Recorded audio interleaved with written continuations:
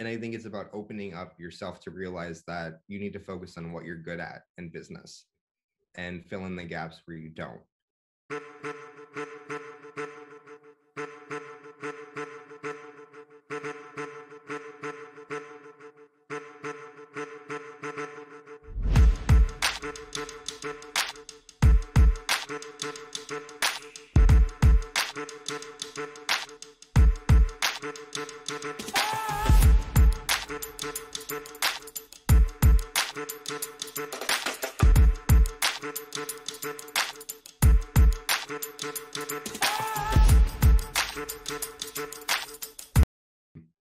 I constantly have to fire myself from roles.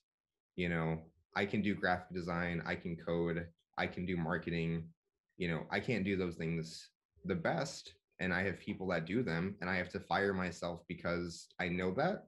And I think it's about opening up yourself to realize that you need to focus on what you're good at in business and fill in the gaps where you don't. So my advice to you is that if you have an idea, and if you have, no team, or if you have, an idea of what it's going to take, map out, your day-to-day operations, from even like a weekly to a monthly standpoint of what needs to get done for this business. And then you should be able to do a needs assessment. It's like, okay, well, I can't really do this part, so maybe I need to hire out for that. One thing too is that when you're starting a new business, there's people that will work for free.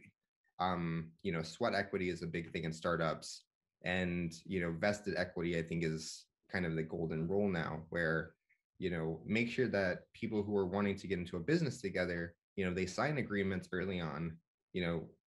Everything is fine until money's involved, and then things get really tricky. So always make sure that you have contracts in place. And then also, don't be afraid to give out equity to people who deserve it. If you're hiring a developer, if you're hiring, a co-founder, 5 to 10%, it's reasonable.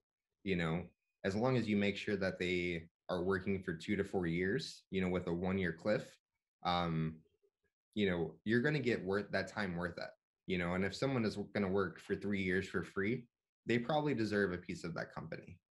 So, don't think that you have to pay people out of pocket if you don't have the money, because there are other people just as hungry as you are who are willing to lift something up for that.